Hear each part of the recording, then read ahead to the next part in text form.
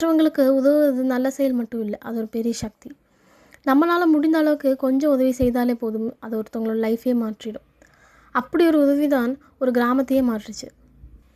அது எப்படின்னு தெரிஞ்சுக்கலாமா? என் சேனலை யாராவது ஃபஸ்ட் டைம் பார்க்குற மாதிரி இப்படி இருந்துச்சுன்னா லைக்கை தட்டி விடுங்க அண்ட் சப்ஸ்கிரைப் பண்ண மறக்காதீங்க friends. So hi everyone and welcome to my channel Tamil Eggoz. நம்ம இன்றைக்கி பார்க்க போகிற கதை ஒரு தங்க பாலத்தின் ரகசியம். பார்த்துடலாமா? ஒரு அழகான பசுமையான கிராமம். காற்றில் மண் வாசனை, காலை உதயத்துடன் கூடிய பறவைகளின் குரல்.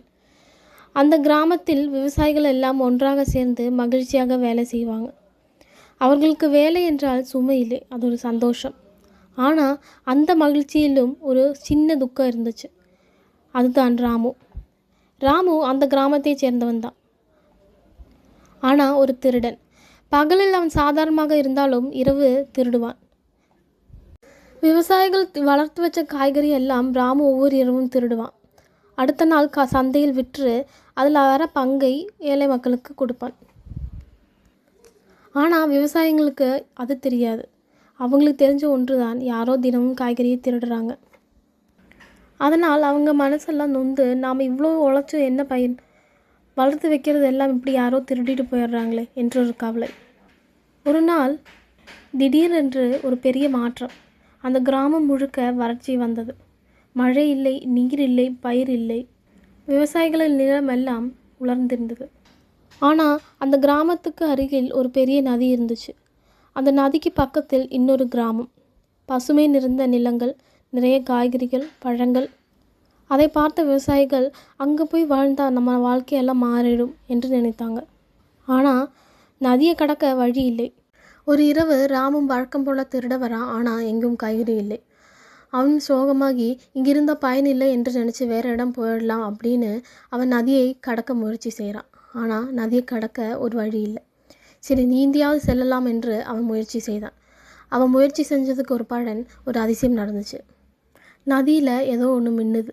அதை பார்த்ததும் ஃபஸ்ட்டு அவன் பயந்தாலும் சரி என்னதான் போய் பார்த்துடலாமே அப்படின்னு சொல்லி அவன் பக்கத்தில் போய் பார்க்கும்போது ஒரு தங்க பாலம் வெளிச்சமாக தோன்றியது. அந்த தங்க பாலத்தின் தோற்றத்தை கண்ட ராமுவுக்கு ரொம்ப சந்தோஷம். ராமு அந்த பாலத்தை பார்த்து ஆச்சரியப்பட்டான். இதுவரைக்கும் இந்த பாலம் நான் இங்கே பார்த்ததே இல்லையே, இது புதுசாலாம் இருக்குது. அவன் ஒன்றுமே யோசிக்காமல் கடந்து மறுபக்கம் சென்றான். காலை ஆகும்போது பாலம் மெதுவாக மறைந்தது.